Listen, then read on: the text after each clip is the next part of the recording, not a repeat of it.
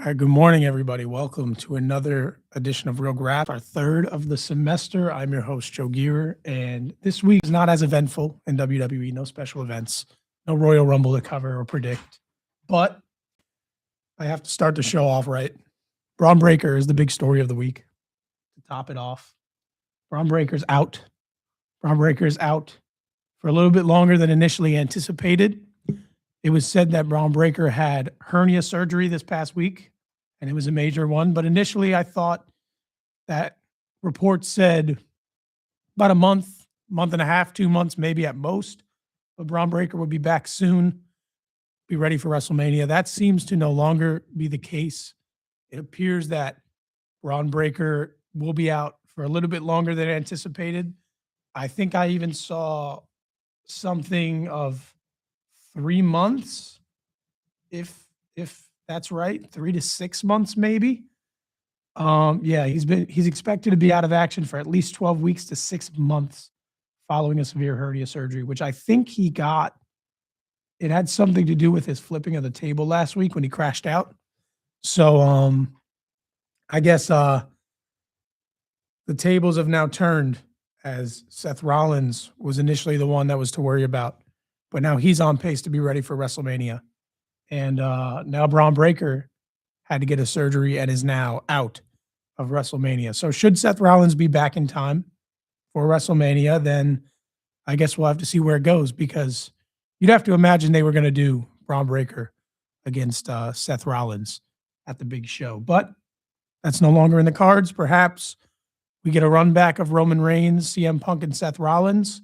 If they make that work, you can keep Roman Reigns and CM Punk as a one-on-one match, and everybody would be totally fine with it. I'm sure a lot of people would be more happy with it that way. But if you want to slot Seth into a big spot when he comes back, should he come back, the World Heavyweight Championship story is right there.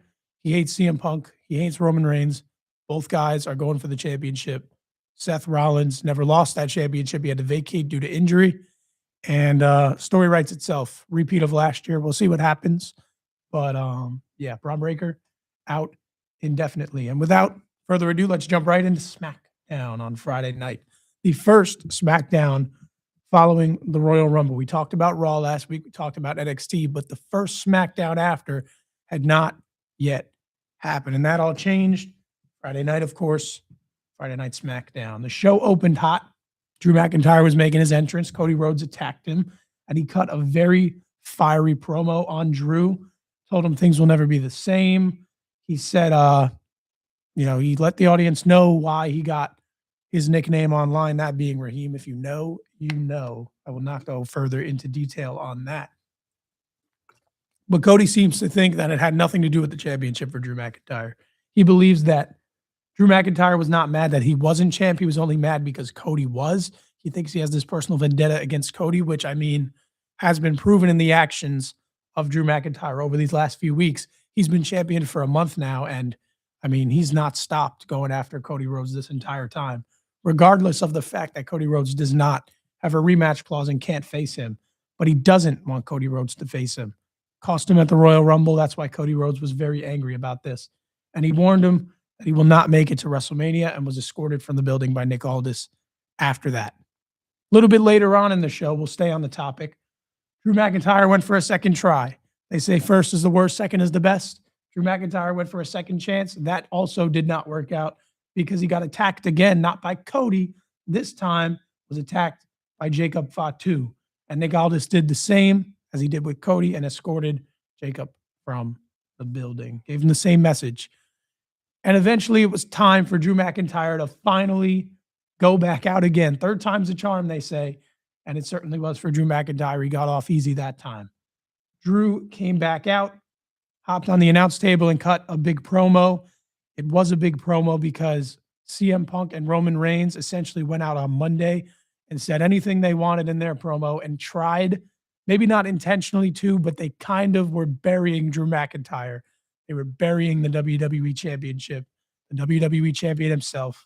And Drew McIntyre had to respond in a big way when it came to Friday Night SmackDown. And I mean, he had a good promo. He called for Cody and Jacob to get banned from the Elimination Chamber match. Unfortunately for him, that did not happen.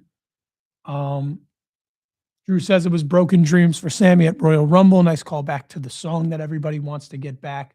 But he beat Sammy pretty handedly, and Sammy was down on himself afterwards. He called out Punk. He called out Roman. He said they seemed very insecure, bringing up his name in a feud that had something to do with them two, nothing to do with him.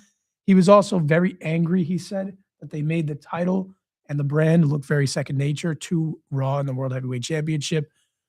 Highlighted the fact he's the undisputed WWE champion. This is the championship. I am the champion. And he also called actually for the SmackDown locker room to go out and wrestle every match like it was their last. And that was a good moment. Encouraging the locker room, if you want to call it that. I don't know if that's actually what he was doing, but I digress. He also made it clear that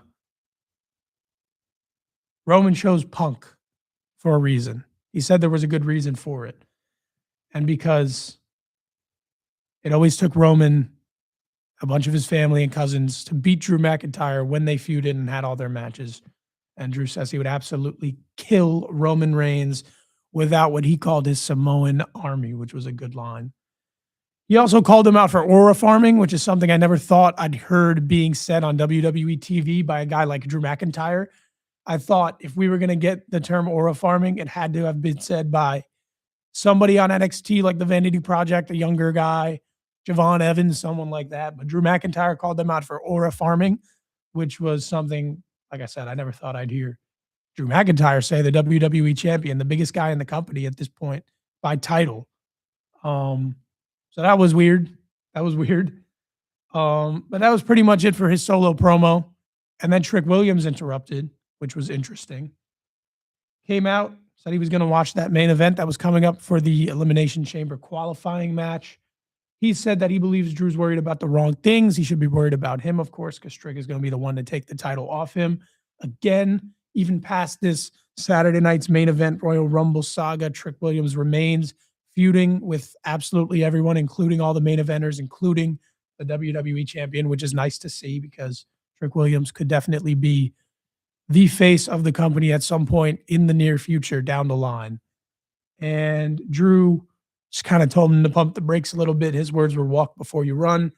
And he said he will stick lemon pepper steppers up Tricks. You know what? So a very busy night for Drew McIntyre. Got jumped once, got jumped a second time, then went out, cut his promo, said what he had to say, and then got confronted again by a young buck who is not respecting of him. So very busy night for Drew McIntyre. Rhea Ripley and Io Sky had their match against Julia and Kiana James. They retained the WWE Women's Tag Team Championships as was expected. Carmelo Hayes had a match against The Miz that was non-title. He defeated him. Hit a beautiful skull-crushing finale counter. He rolled it through. It was very nice finishing sequence. Bo Dallas is still targeting Solo Sikoa, which I don't think anybody expected him not to be. Not only does Solo now have the tag team championships, but he still has the Wyatt Six lantern and is still poking fun at the Wyatt Six and is still poking fun at the late great Bray Wyatt. So Bo Dallas, Wyatt Six not done with Solo. That feud will continue. And Bo believes that Solo has this fear of being alone. He said that he took the lantern because he's scared.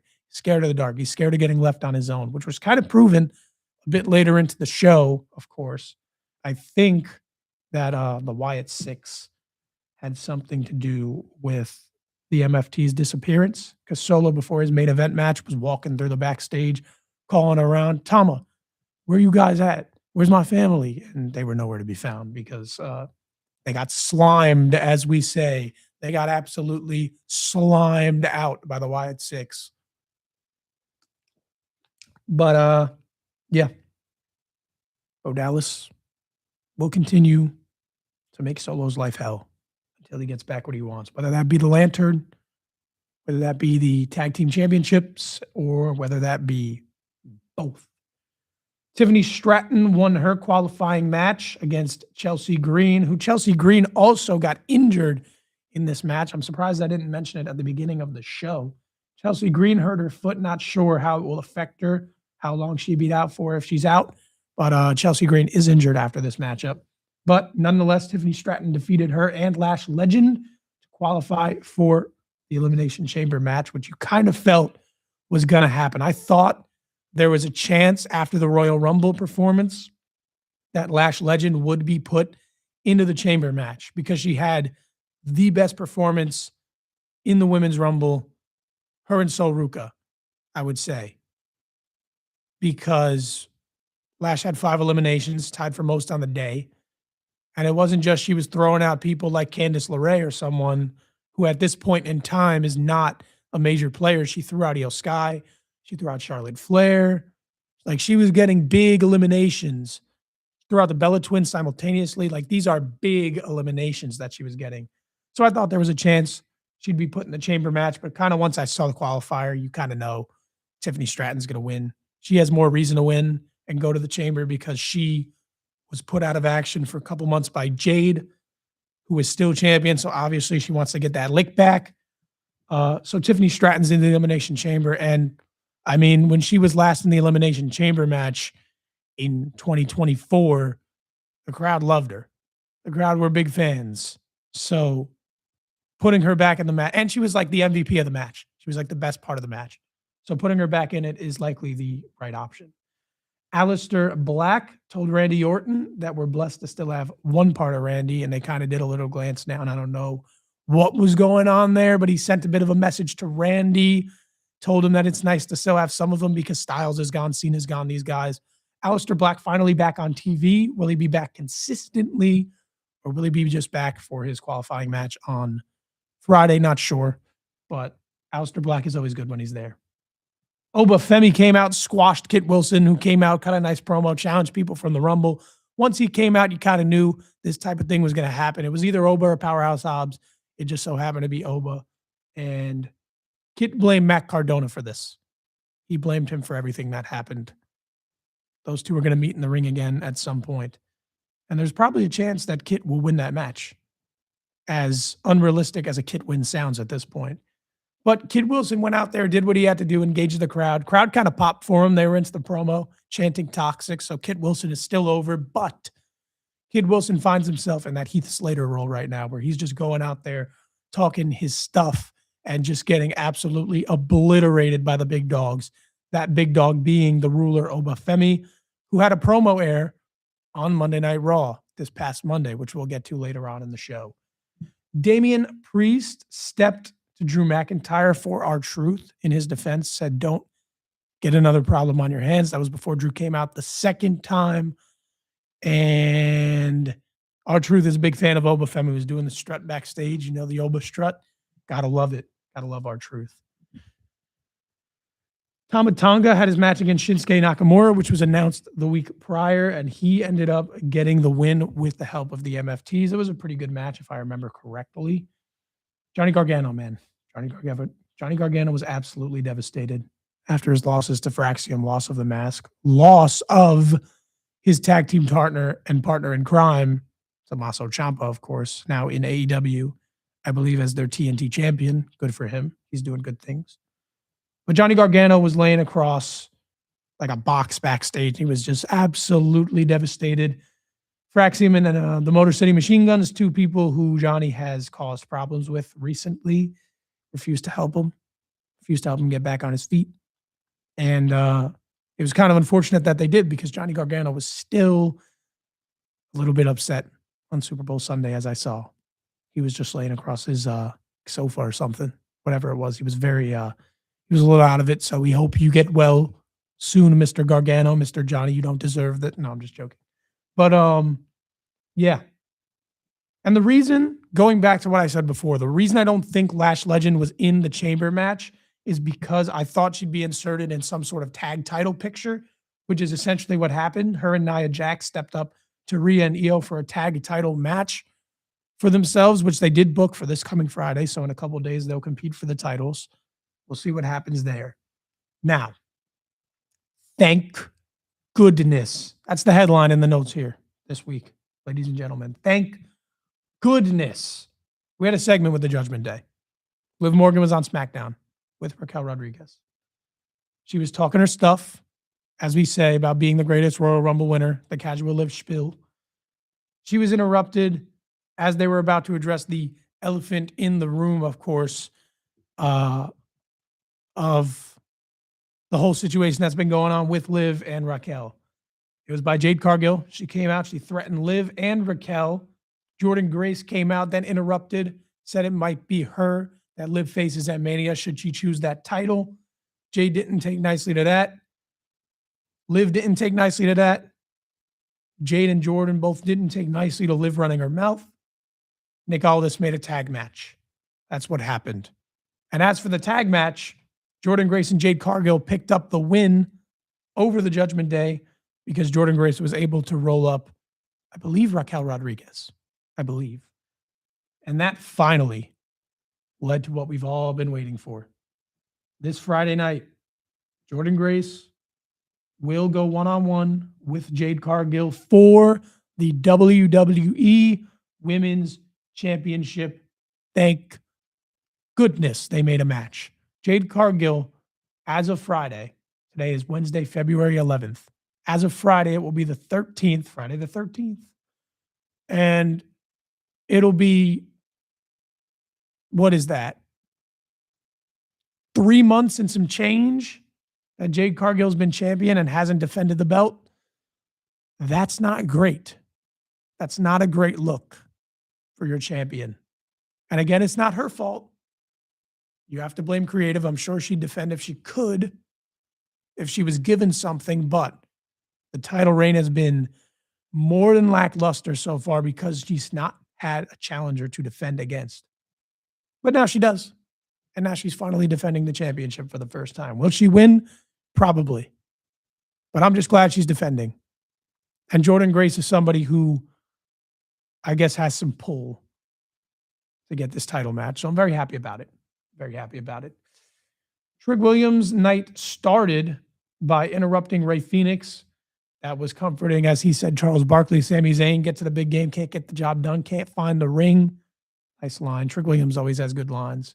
www.worldwidewilly.com. And they're going to face off. Not Sami, Rey Fenix and Trick Williams will face off at some point, probably in the future, in their second match together on SmackDown. Now, Randy Orton defeated Solo Sikoa and Aleister Black in the main event of the show to advance himself to the Elimination Chamber qualifying match. He became the first man to qualify for the men's chamber, as Tiffany Stratton was the first woman to qualify for the women's chamber. That was kind of a no-brainer. You don't see Aleister Black getting in over Randy Orton. You don't see Solo Sikoa getting in over Randy Orton. Randy Orton was always the winner in this match, and the end result was not surprising at all, and it is most definitely the right choice because Randy Orton can go in and main event WrestleMania for the WWE Championship against anybody, and it'll make sense because it's Randy Orton. Now, speaking of triple threat matches for Elimination Chamber qualifying, what are we doing with the booking on SmackDown? They announced that in a qualifying match next week, it will be Cody Rhodes versus Jacob Fatu versus Sami Zayn this Friday on SmackDown. That is ludicrous. Sami Zayn could have reasonably been put into the Elimination Chamber match. Cody Rhodes will be in the Elimination Chamber match, or should be. Jacob Fatu should be in the Elimination Chamber match. And if we're going off the current storyline that's happening right now, Cody Rhodes and Jacob Fatu should be the last two guys left in the Elimination Chamber match. So I don't know what's going on here. Are we going to get to that triple threat with Cody, with Jacob, and Drew at some point, WrestleMania or not? I don't know. But how are they all not in the chamber match? They're in a qualifier together. That means only one of them can get in. That's a little insane to me. I don't know what the thought of booking here is, because you have three guys that are all viable options to make the chamber. I don't think anybody would agree at this point that Sami Zayn is a viable option to win the chamber, but certainly be in it. he makes sense. He's coming off a WWE championship match. So it makes sense for him not to give up on that aspiration to win his match, to get in the chamber and compete. But that's not going to happen. And by that's not going to happen, I don't mean Sami Zayn. I don't know who's going to win this match. Jacob and Cody could kill each other for all I know, and Sami Zayn could capitalize and win. But Sami, Cody, and Jacob should all be in the Elimination Chamber match. Not just one of them, should be all of them. So I find the booking to put these three against each other a little bit insane. But speaking of three, congratulations to We're Going for Three for being named the very first show of the week for the year 2026. You can check out their show from 5:30 to 6:30 every Wednesday, only on WIUR. So if you want to tune in, they are on later today in a matter of hours. So go tune in. Now, back to our programming. That's it for SmackDown. I went on my little rant. Now we move on to Monday Night Raw. And Monday Night Raw started off early during the introductions and the entrances because AJ Lee is back. I don't think that was announced. I don't think anyone had an idea. Maybe on Twitter. I don't know. I'm not on Twitter, so I didn't see anything. But AJ Lee's back. Becky Lynch was irate. She came out and opened the show irate, said she cannot take the disrespect. She felt very disrespected and quite bluntly put it that AJ is ruining her life, which we know by this point. She hates AJ Lee. AJ Lee is absolutely ruining her life. AJ came out, said she was only here for Maxine. She's not here for Becky. She wasn't really here to stir the pot, per se. Becky didn't buy it. She knows her whole spiel, her whole shtick at this point. And she got right to the point at some point. She challenged AJ Lee at Elimination Chamber. But AJ said that she thinks she should be number one contender after she was thinking about everything she did to Becky Lynch. It cost her the championship. She tapped her out twice. So technically, she feels she should be the number one contender, which is something everybody thought would happen at a point. Becky Lynch did not agree. She said, absolutely not. No, no, no, no, no. Eventually, she was forced to agree because AJ said no title, no match. So Becky agreed to the stipulation. I guess I interpreted it wrong because AJ Lee and Becky Lynch will be going one-on-one for the first time at the Elimination Chamber in Chicago. I thought if AJ won, she'd be number one contender and would earn herself a championship match. I guess I had the wrong interpretation because the match is booked for Chicago for the Intercontinental Championship. So they're doing it for the belt. As for who'll win, I won't say right now because we have a show to go over in a couple of weeks, Elimination Chamber predictions. But that match will happen in its first, I guess, infancy, because you imagine there's more than one match. That seems penciled in for the WrestleMania match at this point. So the first of at least two matches between the two to come at Elimination Chamber. AJ Lee was not done there. She had more of a night on her. Natty and Maxine went one-on-one. That match ended in a double countout, and Natty was going at Maxine, just trying to kill her, essentially, just trying to completely batter her. And AJ Lee came out, as she said in the beginning of the show she was trying to do. She came out to save Maxine, got attacked by Becky from behind. So Becky Lynch finally got a bit of pat of flesh back on AJ Lee for everything that she's done to her, at least in Becky's mind. Now, the Usos had their title defense against Alpha Academy. They ended up defeating them and retained the World Tag Team Championships, but the focus at the end of the match was not on the tag team. Jimmy got on the mic, said that he needs Jay to qualify for Elimination Chamber to win it, go back to WrestleMania and get World Championship gold back around his way. So Jimmy is just supporting his brother. Will Jay qualify for the Chamber? Maybe. Will Jay win the Chamber? Probably not. I would go as far to say absolutely not, that Jey Uso is not going to win the Elimination Chamber match.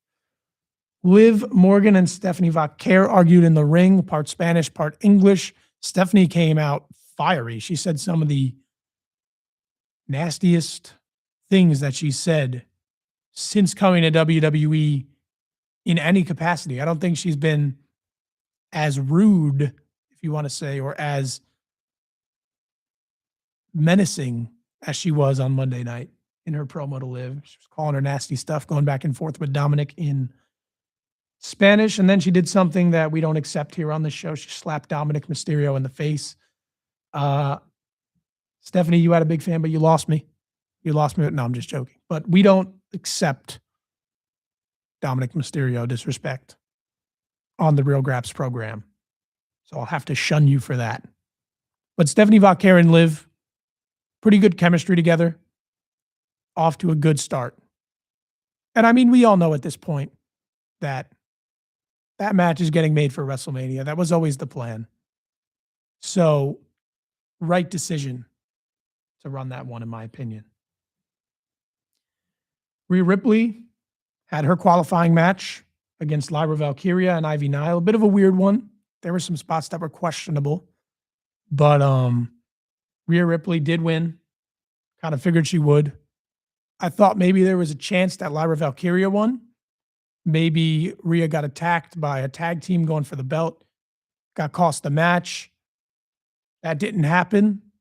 So Rhea Ripley got the win. She actually pinned Lyra. I thought Ivy was there to take the pin for sure. But Lyra Valkyria got pinned, which was interesting. But Rhea Ripley is now the second woman to qualify for the Chamber. Tiffany Stratton, Rhea Ripley, you can't really go wrong with those two. Judgment Day, moving on. They still have problems. One of their problems being Roxanne Perez was not at the show, which is unusual. I'm not sure the reason, but Roxanne Perez was not at the show. Hopefully she's back soon. Dominic tried to kind of cheer up Finn Balor, who was a bit down, if you want to say. He was just angry. But he tried to cheer up Finn Balor, brought up JD McDonough coming back, but he mentioned the tag titles. That was the line you do not cross, Dominic. That is a bad line to cross at this point. Finn Balor does not care about the tag team championships. He wants the World Heavyweight Championship. Will he get it? No, probably not. We already have the WrestleMania main event set. But that angered Finn. It backfired greatly. Finn told him he wants the world title. He was tired of being an afterthought because Dominic brought up the fact that he thought his window was closed because the Mania main event already got made. That also didn't sit out well with Finn. He said, I thought we were a family, stormed off. So Finn Balor may be a bit delusional in his own mind. Dominic kind of being the realist here. Finn, you're not winning. But to Finn's credit, regardless of this main event being booked already, Finn Balor got himself booked in another World Heavyweight Championship match. But unfortunately, he is cooked again. Finn Balor is cooked again. Finn interrupted Michael Cole, who was supposed to have an interview with CM Punk. He said he will not let Roman take advantage of his kill. He said he's the reason that Punk is hurt, not 100%. He's not letting Roman Reigns take advantage. He wants to take advantage of what he did. Called out Punk for an Elimination Chamber title match, to which Punk came out and eventually accepted. Adam Pearce said that it was too late for Finn. Finn was angry because he also told him it was too late for the Royal Rumble. So again, Finn felt very disrespected. And even after Punk came out and accepted the challenge, Adam Pearce denied it, said we cannot put the WrestleMania main event in jeopardy. Punk didn't take kindly to that. He pushes, and Adam Pearce eventually makes the match official. It will be CM Punk defending the World Heavyweight Championship at Elimination Chamber against Finn Balor. Unfortunately for Finn, not only is the WrestleMania main event already made, but the match in Chicago, and CM Punk unfortunately has Chicago plot armor, just as Sami Zayn has Montreal plot armor. CM Punk is not losing a match in Chicago. We all know that. So Finn Balor, unfortunately, is cooked again. But he kind of said he wanted that because Punk beat him in his home country. So he now wants to beat Punk in his hometown. That's a fair gripe. That's a fair thing to want to do. You're not going to do it, though. That's the unfortunate part. You're not going to do it. But that match is official for Elimination Chamber in a couple of weeks. And Punk defended himself, said he's not jeopardizing anything. He's just doing what the fans deserve, being a fighting champion, which Punk has had himself a very good reign with the title. It started off a little slow, if you want to say, won it, got involved in War Games, then was out for an extended period before he defended against Braun Breaker. We had to wait over a month for that match. But ever since, his reign has picked up. It's been pretty hot. It's been pretty hot. This will be his third defense of the title. No, his fourth, because he defended against Styles before AJ Styles left. So this will already be his fourth defense of the year, which is very nice to see out of a world champion. So kudos to CM Punk. But he also said Of course, he had to address Roman. We made the WrestleMania main event. Roman Reigns won't be back until I think March 2nd. So a couple of more weeks until Roman Reigns is back on the road. But Punk addressed him and said that he believes he doesn't hate him. He just hates that he can't stop what he's doing and can't overcome that hurdle. So we'll see what Roman thinks about that in due time, of course, because Roman Reigns is never at work. But he'll be there soon. He'll be there at MSG end of next month. Guess who'll be at that show? This guy, me. Paul Heyman. Paul Heyman. Speaking of Roman Reigns and CM Punk, guy they hate, probably more than each other, Paul Heyman. He forced them to team up with each other, even though they hate each other. So, Paul Heyman, very hated guy on the roster. Heyman, of course, came out and blamed Adam Pearce for Braun's injury. The way he put it is that Braun Breaker was enraged and tried to deadlift more than any human on the planet should deadlift, and it caused him to get that hernia, and is the reason that he's out. Is that the reason? No. But whichever way you slice it, this could be pinned on Adam Pearce, which, of course, at any opportunity, Paul Heyman will do. Paul Heyman threatened by Adam Pearce. He was threatened by Adam Pearce. Adam Pearce said that Heyman better not get involved in Austin Theory's qualifying match later that night because there will be severe repercussions if he does. And some little thing at the end of the segment, Logan Paul had a few words with Pearce, and then Bronson said that he's my problem now. So I have a feeling at some point in the future, we might see a world where Adam Pearce is catching tsunami upon tsunami from Big Bronson Reed and getting written off TV perhaps forever at that point because he's a general manager. He can't take it like the wrestlers can, and the wrestlers get written off for months at a time when they take the tsunami combo. So good luck, Adam Pearce, if you are freaking Bronson Reed's problem. I don't think anybody wants to be his problem. LA Knight cut a promo. LA Knight had an Elimination Chamber qualifying match later that night. Cut a promo backstage, said he would rather beat the Vision than get his own success. So LA Knight just really hates the Vision for what they did. We'll get there. We'll get there eventually. Javon Evans had the choice of partner to face Los Americanos. He chose OG El Grande Americano, and I find it fascinating because El Grande Americano, the taller version, is the face in Mexico, and OG El Grande Americano is the heel. But when you go on WWE programming, El Grande Americano is the heel, and OG El Grande Americano is the face. He's loved. And he tag teamed with Javon Evans and helped him defeat Los Americanos in a great match. All those guys are incredible. And kudos to Tyler Bate, allegedly, and Javon Evans, because that finishing spot, when Javon and him met in the middle of the ring for an OG cutter, perfectly timed. Could not have been executed any better. It was beautiful. I watched that back a few times after it happened. I had to watch that one back. That one was incredible. But Javon Evans is off to a phenomenal start on Raw. And I'm glad to have OG El Grande Americano back because he's a great wrestler, whoever that may be, allegedly Chad Gable. But very happy that they're back and cool that they're working together. They had a great match. Now, Obafemi finally had a package air, but not like his normal preview package. He had a couple of squashes over this past week, but he finally had a promo package air where he spoke, and in it, he kind of reiterated what he's been saying. He said change is inevitable, change is here. That's what he told Cody Rhodes about a month ago.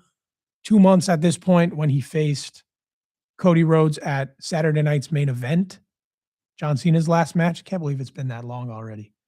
But Obafemi is ready to wreak havoc, and I'm sure he's going to continue doing that, whether it be on Raw or SmackDown, because he's a listed free agent right now. At first, we all thought SmackDown.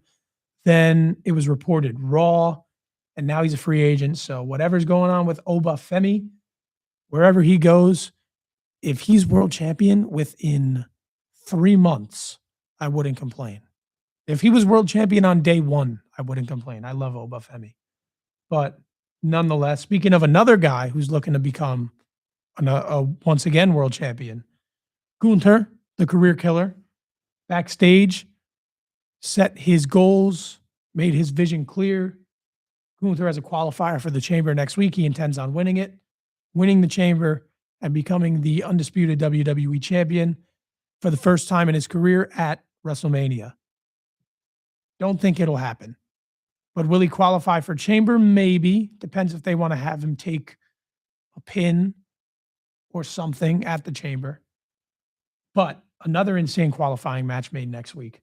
Dominic Mysterio versus Javon Evans versus Gunther. That is an incredible matchup. Javon won't win, I don't think. I don't think Javon will pull that one off. Maybe he will, and he'll find himself in a feud with Dominic Mysterio down the line. I don't know. Will Dominic pull it off on Javon and keep Gunther out of the chamber, or will Gunther just go out there and dominate as he usually does and get into the chamber? We'll have to find out next week on Raw, but that match should be very good. Now, in the main event, the Vision interfered despite stern warnings from Adam Pearce earlier in the day. Penta ended up saving the matchup. Austin Theory almost pulled off a win based on it. And Theory was attacked again by the Masked Man, and the Vision chased him out of the ring before eventually LA Knight defeated Penta and Austin Theory to advance to the Elimination Chamber. Who is the Masked Man? I don't know. Some people thought it was Theory at the Royal Rumble, myself included. I said, bro, thought we don't know. But Austin Theory now got attacked by the guy in the mask. So who's this Masked Man? If the Masked Man is somebody trying to pose as Seth Rollins until Rollins is coming back, I don't think I'm a fan. But if it's somebody aligned with Seth Rollins, it could be interesting, regardless of who it is. I'm not going to get into guessing. The only thing I'll say is if Austin Theory is working in unison with Seth Rollins, this could be a whole ploy to make the Vision think that he is innocent and that it wasn't him initially. They could go that route because blame was initially put on Theory because he was the guy who did it first. So we'll see what happens there. But LA Knight wanted to get the Vision rather than his own success. Unfortunately, for the Vision, and fortunately for LA Knight, he got both. He got to beat up on the Vision. The Vision has crumbled at this point for the most part. And LA Knight also won the match and went to the Elimination Chamber. It was him or Penta. Austin Theory was likely not getting into the chamber, even though he's a former competitor and winner of it. But LA Knight advanced. Could have seen Penta going, but I'm fine either way with either man in the chamber. Penta would have been incredible in the chamber match, I'm sure. But that wraps up Monday Night Raw and NXT last night. NXT last night was a fairly busy show, I'll say. We opened with the new NXT champion, Joe Hendry. The new NXT champion. As we said last week, long time coming. Felt like it could happen a couple of years ago. Felt like it could happen last year. Finally happened this year. And his reign was off to a very hot start. He said the climb for him and NXT is just starting. He wants to reach new heights with it. He was interrupted by the Vanity Project and Evolve champion Jackson Drake, who said that Joe Hendry is mid at best as champion and said he really didn't belong in that ladder match in the spot that he's in right now. Kind of issued a challenge for Joe Hendry. Joe Hendry accepted, and they made a title match for later on that night. But this was not before the Vanity Project did not stand tall. And that was not the right wording. The match couldn't be had before the Vanity Project attacked Joe Hendry at the end of the segment and stood tall over him. That's the right wording. There we go. But later on that night, about the top of the hour, 9 p.m. maybe, they had the match. Joe Hendry defeated Jackson Drake and retained the NXT Championship. They had a pretty good match. I enjoyed it. And I'm glad Joe Hendry is defending on his first week as champion, because there's nothing better in pro wrestling than an active champion, especially the top champion of a brand like Joe Hendry currently is. So it's very nice to see him defending already. And I can already tell he's going to have a fun reign. You can already tell he's going to have a fun reign. But his next challenger potentially jumped him after the match. He was jumped by Ricky Saints, who, of course, is not happy with what happened in the ladder match next week. Ricky Saints stood tall at the end of the match. So Ricky Saints, Joe Hendry, likely going to happen sometime in the near future, maybe in Atlanta if they make it so soon, maybe down the line at Roadblock next month, which is also an MSG, which I'll also probably be going to. But that match is going to happen one-on-one at some point soon. Backstage, we saw Zarya continue. She's getting selfish. She's getting very selfish. Sol was trying to calm her down, said, let's just get this win. But Zarya is hyper-focused on her getting the pin. She does not want Sol to get it. She thinks Sol is being selfish for stealing all the opportunities from her. She thinks it's finally her time. Zarya has had some opportunity, has not found success with them, but she believes that Sol is getting all of her potential opportunities. They should be sharing. I guess that's what she thinks. But now she's out of sharing mode. She wants to take. She wants it all for herself and kind of send some warnings to Sol, like, this is mine. It's my time. It's my time. And that happened in the main event, which I'll get to soon because there was some other stuff to cover in between. Keanu Carver was angry. When is he not? He was just angry that Jackson Drake got the title shot instead of him and promised Robert Stone that he will deliver chaos because Robert Stone made the mistake of saying that Shawn Michaels wants chaos and he's delivering chaos. Keanu took that pretty literally, went backstage, completely wrecked the backstage area and took out several competitors in it, one of which was Sean Legacy, another newcomer to NXT from Evolve. And Sean Legacy said that he wants Keanu Carver in Atlanta in a match. That match will get made. If they let him go all out, that should be a very fun match. Sean Legacy is incredible. I think he's one of the best wrestlers on NXT by far. So very excited to see that happen. And they also added, hold on, we'll get there. I just have them on the same line because they happened at the same time. I will get to the next point. There was a tag team match later on in the night for the Vanity Project. Brad Baylor, Ricky Smokes faced off against Hank and Tank.